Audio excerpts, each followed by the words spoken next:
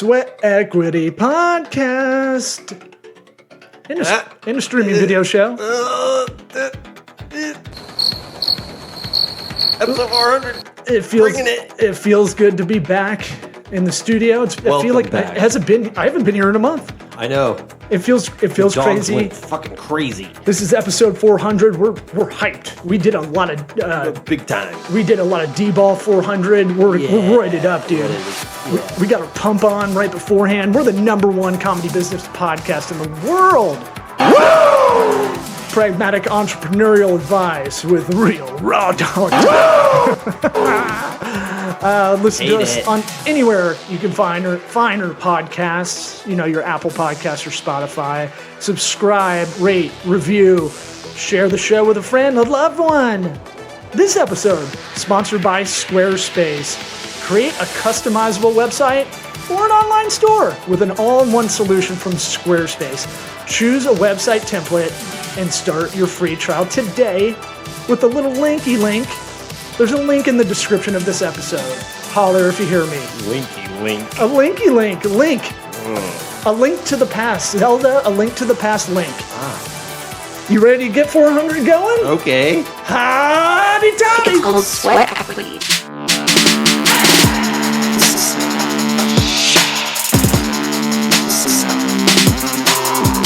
Sweat equity. Sweat equity. Sweat equity. Sweat equity. You are listening to the Sweat Equity Podcast. Sweat equity. I don't hear anything. I think it's still playing. We're having headphone issues. We'll edit this in post or not. Either way. It felt like that Dane Cook bit where he's talking about going in the drive-thru at Burger King, and it's either like, or it's like, it's like I'm bleeding from the ears. Now I don't hear anything, but the intro music might be over. No, you're getting your. Oh, I hear voices. myself. Yeah, jackass. But I didn't hear the music. Okay, well, yeah, we'll edit that in the post.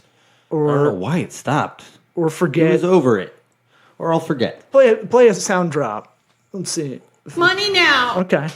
How's Lizzo doing over there? I took Lizzo off. Why? Because we were going to start doing a clean show. Why? Who said that? Thing sucks. I don't know. What meeting was that at? I wasn't there. I thought we threw it around a little bit. Well, no, you have to for the algorithm. If we do level up to focus on YouTube, which I keep saying I'm going to do. Oh, we could talk about that. That audit that came my way. Yeah. Please bring it up, please, because I love a cold email or cold LinkedIn message that negs you. Oh, yeah. Like, what is that guy's name? The pickup artist. Right. That his whole thing. Remember that guy? He's like 2007, I think. Yeah, people swore by it. And a lot of dudes I knew that couldn't pick up women, they would try the pickup artist. Right. And it was one of those things where it was like you go up to a girl and you go, you're not that fat. Right. And then just kind of walk away or something. Yeah. Or just stand there until Your they haircut's okay. Well, they'd be like, I forget Fine. the whole, there's a whole like psychological tactic. And it's like, yeah, that's great if you want to pick up really broken women. Right, yeah. And just have sex with them. Not really make any sort of connection whatsoever. Which for me, never had a one night stand. So it's one of those things where never had a pure one night stand, I'll say. Like you met someone that night, took them home, had mediocre sex. Yep. And I then, had one way back in the day. Lay it on me. I don't know this story. It was at McDenton's, I think, JP, friend of the program. Local sent me bar? Pictures, yeah. Your local bar was that Friday has, nights of women drink whatever the hell they want, and average age is 23 probably there. we can't go there anymore. We're not Oh, welcome no. there anymore. But Absolutely if you're not. 27, you're like a fucking geezer. Right. But yeah, it's still around, which is unusual for bars like that. That get the early 20s crowd. It's been around for like 25 years now. But you met her at McDenton's. Plastic. How about this plastic cup bar? Yeah. That's what you need to know. Yep. I mean, there's not much to it. She wasn't that hot. Obviously, one night stand girls are not Was it the big bouncer lady that worked there?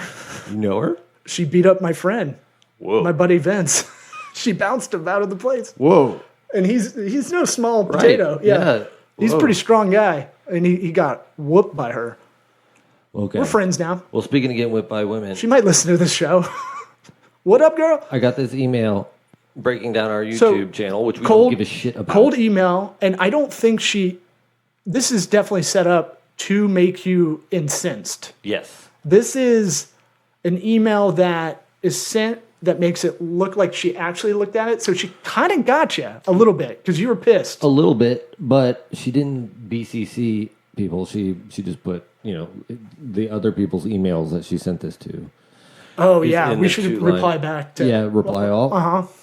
Is everybody else's thumbnails not impressive? She says that in this email. SEO is not or optimized properly. The design of your banner and video thumbnails are not impressive. There are no channel trailers. Video SEO score is very low, and you need to promote social media platforms.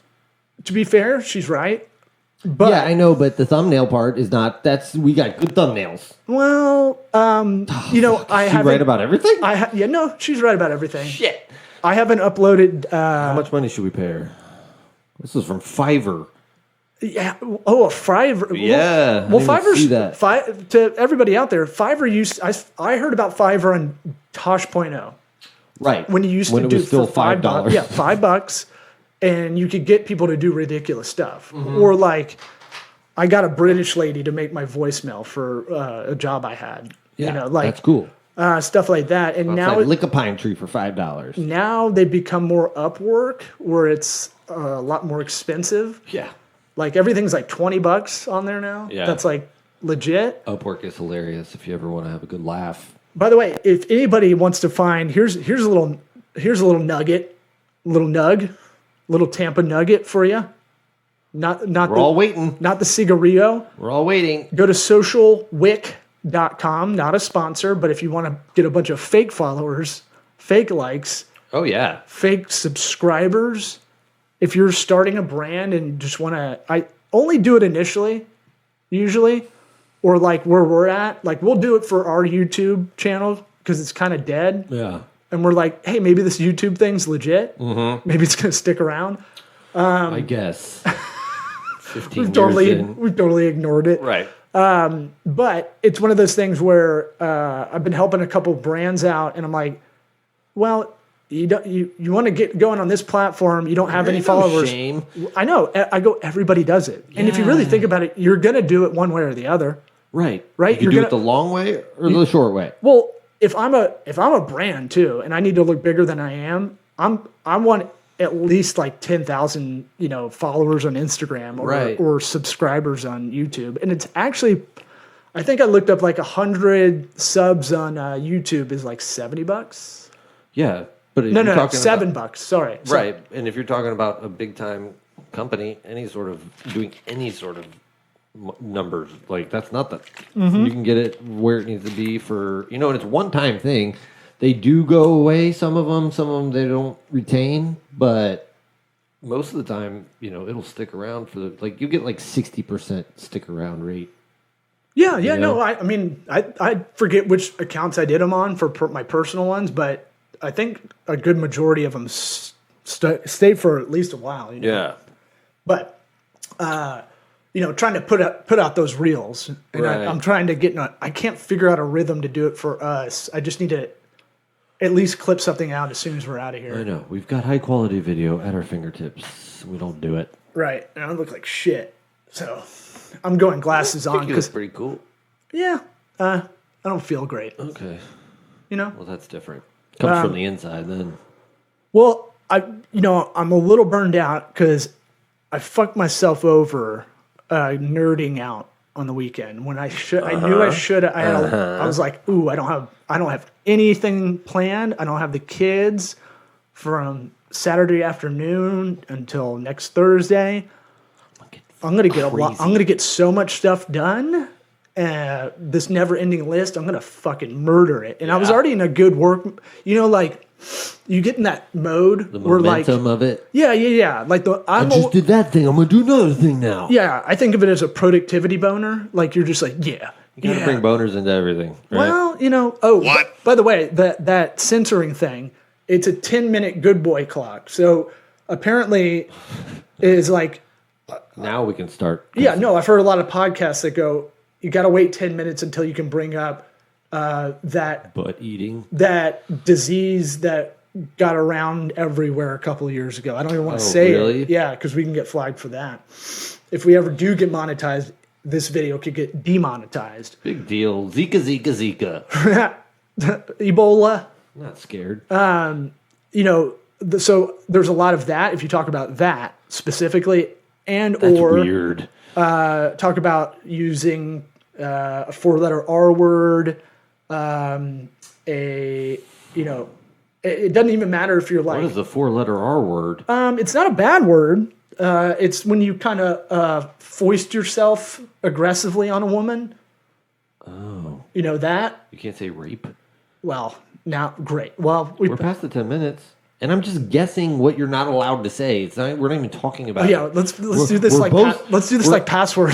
We're absolutely like not supporters of it or anything. Jesus, no, it's not. I mean, God, YouTube, get off our backs about it. I'd like to say this show is, and I don't need your clearance or approval to say this. We are an anti-rape podcast. Yes. Obviously, you can maybe the number one anti-rape podcast. You're right. I think we are. I think the number one anti-rape business comedy podcast in the universe. Oh no, we're both. We're both the number one business comedy, business/comedy/business. But we're also the number one anti-rape podcast. I know, but if no one really has that together, title. Then we definitely have it. It's like climbing a mountain before anybody else. No one's really claimed it. We're claiming it. It's ours. Yes. Mount Comedy Business. That's how you do Donald Trump, like number 45, number what, 44, 46? Is that what they're saying? What? What president number is he? 45? I don't know. I've been hearing a lot of like people like, he's coming back, dude. 45 and 47. That's their code. Why not? That's the code, dude. Why not? DeSantis gonna kick him out. We survived, so whatever. So bring it. Plus, I don't think he did that bad of a job, but that's just me. Look, we got a lot of things going on in the world that is fucking crazy. That Ohio railroad stuff, where there's literally We'll get to it. It looks like a nuclear fallout is over. Right. There's chemical clouds blocking the sun. Did you know in 2022 a movie came out? Yeah, on Netflix called White Noise. About a train derailing and the town around it having a chemical disaster filmed in East Palestine. Yeah. That we're living in the Matrix. This is stupid. They're not. The writers are getting lazy. I think that I every time I hear we live in a Matrix, I always feel like that's a lazy thing. That's like, I saw the Matrix. That's what the Matrix that's probably, wants me to think. Right. I feel like that's an oversimplified kind of thing to say. Not to rag you. Well, it's you're my ragu. Fun coincidence. No, that's not for those people. That is weird. That is creepy. But I would bet if I'm playing pragmatist here, armchair pragmatist, Monday morning pragmatist. You would bet that some location scout was like, this place is just, they're also like a civil engineer, and they were like, this place is ripe. Yeah, actually, yes. Derailing. That's where I was going, yeah. That's what you think happened? Well, that the people scouting the location of the film were like, oh man, this looks like a shithole that's going to go up in flames. The probability of it happening like that, even if you pick the worst spot for that to happen in, yeah, but apparently this stuff has been looming like, the unions are fucked up because they're mad because they're overworked, and we don't pay attention to it because it's the railroad, right? Like, how are those not just kind of doing their own thing at this point? Well, and you're not checking the tracks for quality. It's not like you only probably find out if the tracks are fucked up if something fucks up on it. Right. I mean, don't they get to drive those cool trucks that have the train wheels on them, and you drive it up on there, and that's how they do it? Yeah, but what is it? Why are they not doing that? What are those petter ass ones going to do? Let me do that job. But those are jits. Like, what are they going to do? Those guys, it's got to be like... They could be like, hey, it's broken here. Somebody smarter than me, come fix it. Yeah, but those guys are probably on the level of like a Chick-fil-A mascot guy. Like, it's not like they're probably crackheads running those things. I mean, you would think. How are they not automated? I don't know. Yeah, that's what I'm saying. But a part of it's because there's no money to put into it. It's not like the infrastructure with highways and stuff.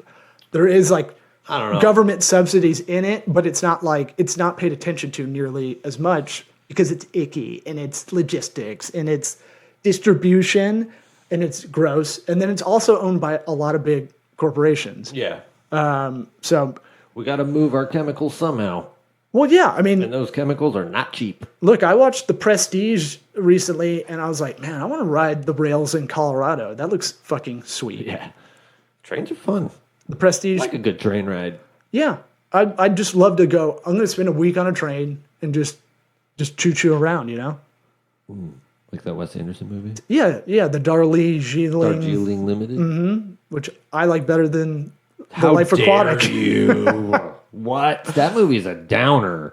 Yeah, it's not one I would put on a lot, but if I No. saw it on, I might Life pop Aquatic it on. is fun and just, Well, your fiance just blew my mind, and I still don't believe it. And I got What did I say? I said, let's not talk about it in public. Fine. No, say it. No, you say it. What, her I'm not gonna favorite say- movies. She gave her 3 favorite Her movies. favorite movie is Life is Beautiful, the Italian No. Holocaust movie. Oh, I thought you were going to say The Italian Job was one of them. No. I was like, nah. Green Mile was one of them. Bummer. Yeah. And then American History X. Yeah. What was that last one? I'm sorry. It's about American history. Oh, and Malcolm X? I think it was part 10. Part 10 of 10. She loves Ethan Suplee. That's her favorite actor. That's a deep pull that I know. I do not get. He's the fat guy from What? Mallrats. What? That's now jacked. Have you seen him? The guy with he's got like It's not a schooner. It's a like sailboat from pace- Mallrats. Like a, He was on My Name is Earl. yeah, he's got he looks like he has a gym blossom all the time. Dude, he's yoked now. You haven't seen him? That's what actors can do. They can just do that with their time. They don't But have he anything puts else to Chris Pratt fat to ripped. Like, he fucking went. He was fatter and he's more ripped. do. Yeah. Yeah. It's like the biggest Big swing. Yeah. Anyway, yeah, that ut and I was saying the part of the movie I hate, other than the racism and stuff like that. Right.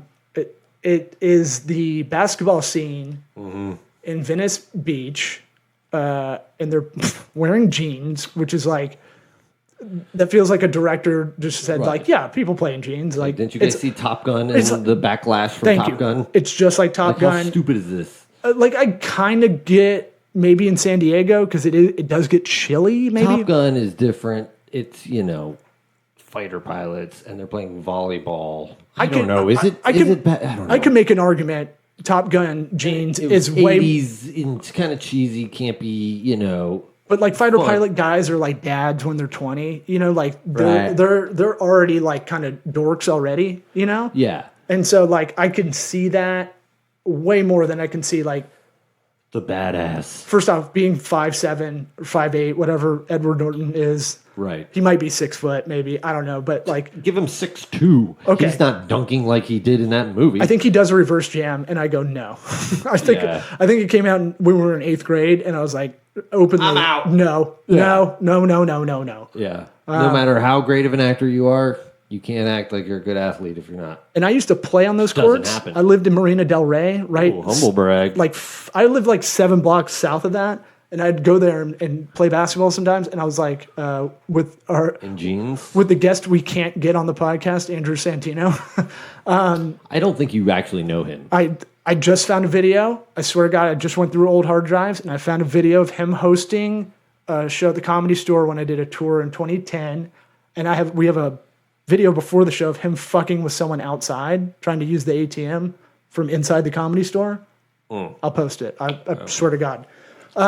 Everybody be looking out for that post. Well, he's like Bert. He's skyrocketed. Yeah. And Bert just sold out fucking Amelie Arena. Yeah, hanging out with Derek Brooks. Oh, Did you see the Wade Boggs. shirtless picture of him and Wade Boggs and Mike Allstott? Mike Allstott's looking ripped. Speaking of ripped. I know. I was so bummed. I was like, I wish I know. I could. Wade Boggs shirtless is pretty awesome, man. Did you see his hair all grown out? Mm-hmm. Oh, my dude. And friend of the program, Dave Williamson, who snuck me in the back door before, probably would have helped again if I didn't have my kids.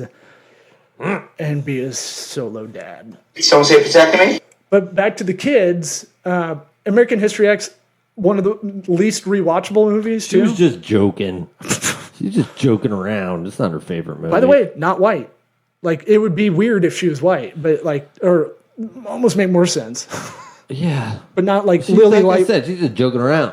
Yeah, that was a joke. This is joking look, around. It's a That's comedy not her podcast, favorite guys. movie. It's That'd be crazy. It's a comedy podcast, y'all.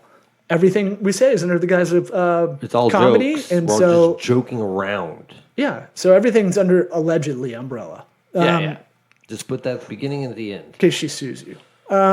So I nerded out. I made fun of you first for nerding out on. Thank you. Here, let's start this way. Let's go macro to micro. Go back out. So we're finding out the NFT stuff almost seems like a Ponzi scheme setup at this point, right? Right.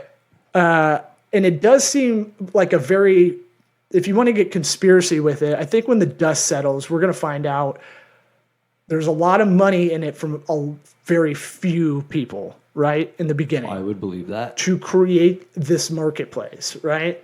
To create this intangible, a non-fungible token. Right.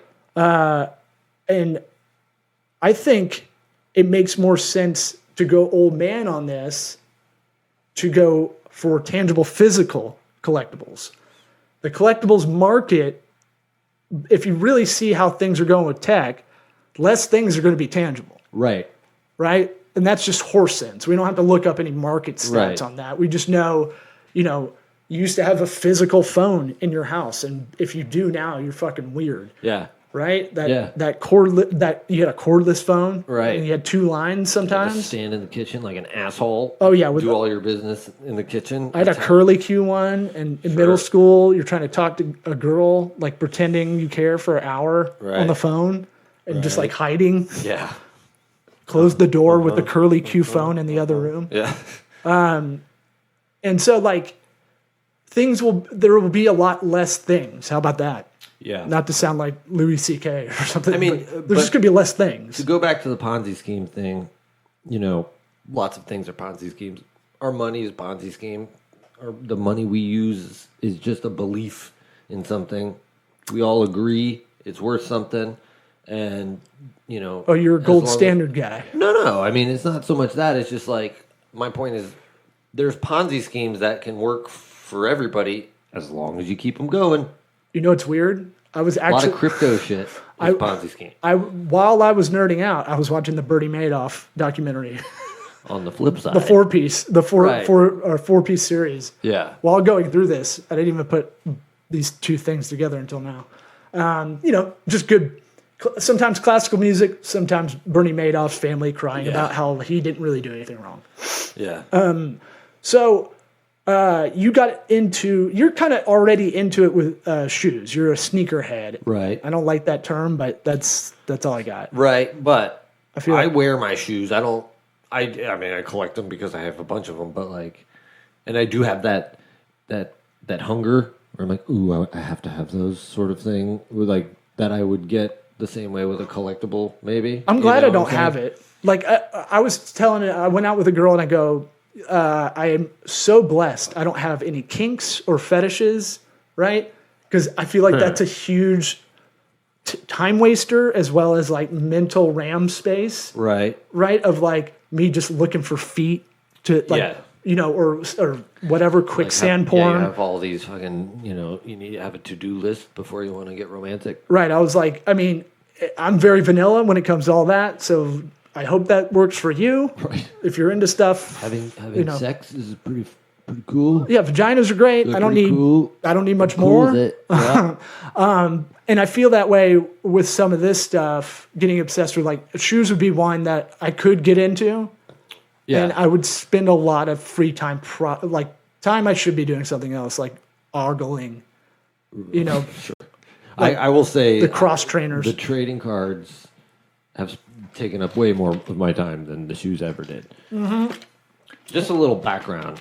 Law and I were once young children with dreams, and around, I don't know, I think I was like 8, when I started collecting comic books, comic book cards, baseball cards, all that stuff. And you just have baseball, right? And other sports, but you didn't nerd out as hard as I did. I had some comics, but I, as you know on this show, I can't read very well. Oh, I didn't even read them when I was a kid. So I never really liked the thing of buying them and then never being able to flip through them. You know, like I'm with you, like with the shoes, like you wear them, Right? They get utility. But if you bought them as an investment, that's a different thing. So Yeah. it's kind of tough because you toe both lines. Like cards are a little different because you can't really play with them, No. and so they need to just kind of sit there. Right. So go ahead. What you? Oh, no, I was just saying I guess I busted out the cards. And I used to have a coin collection. And I hit you out. Oh, I got a bunch of coins in there, too.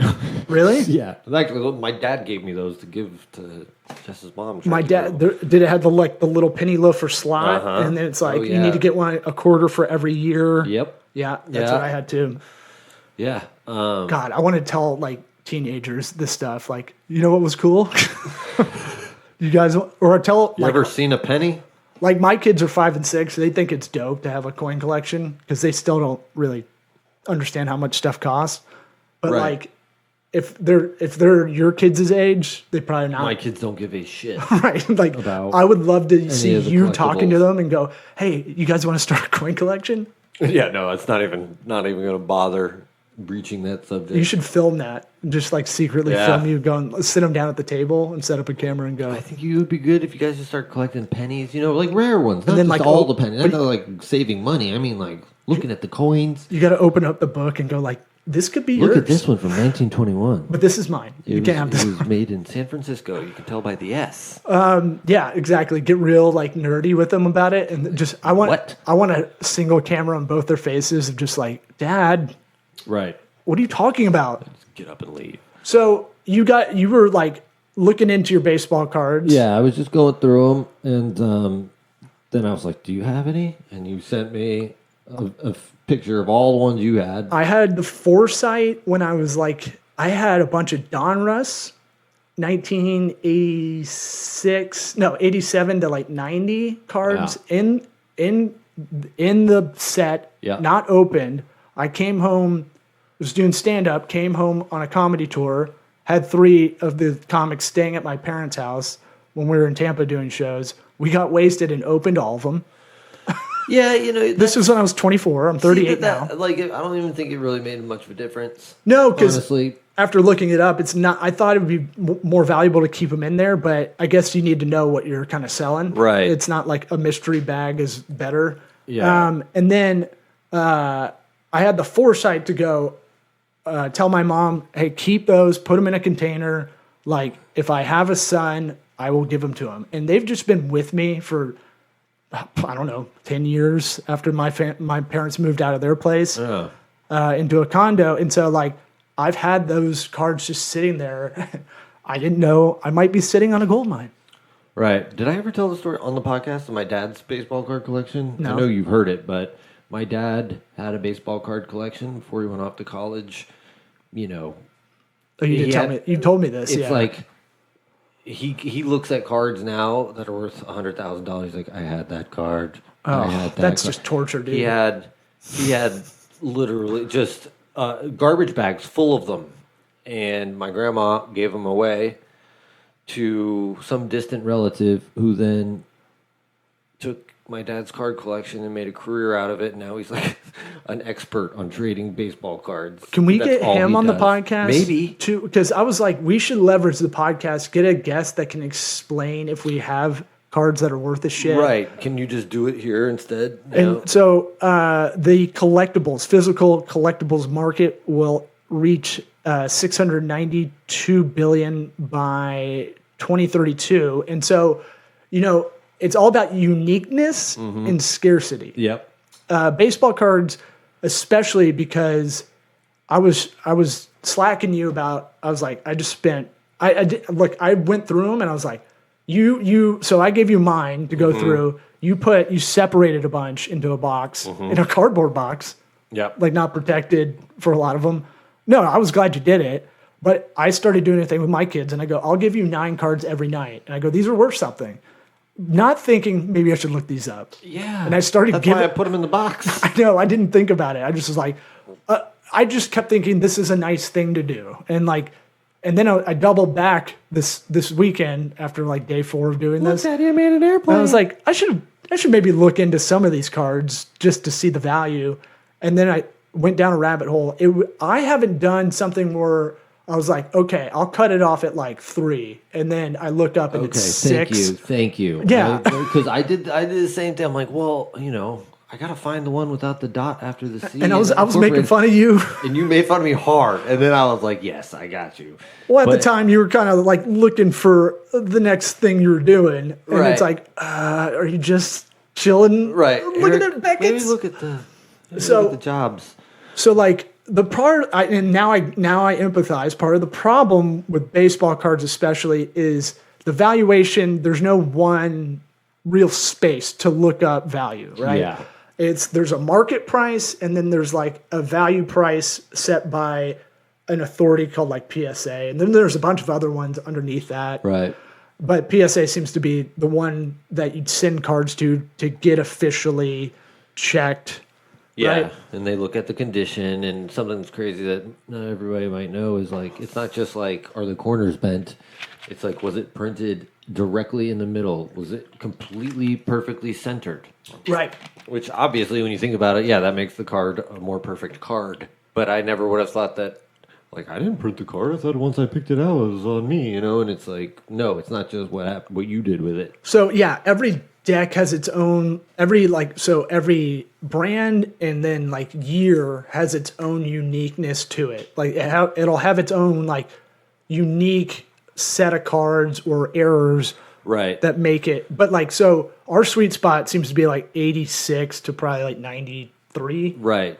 Which Right. was a terrible time. I mean, the 80s, late 80s, that wasn't as bad, but the early 90s they just flooded Yeah, it. Upper Deck I thought was tight because Right. it's glossy Holograms. and then a hologram, Yeah, and those are dog they're shit. everywhere. They're everywhere. Right. I started looking up like how many cards were printed per brand, and then like going, oh, that's why Upper Deck sucked. You Right. know?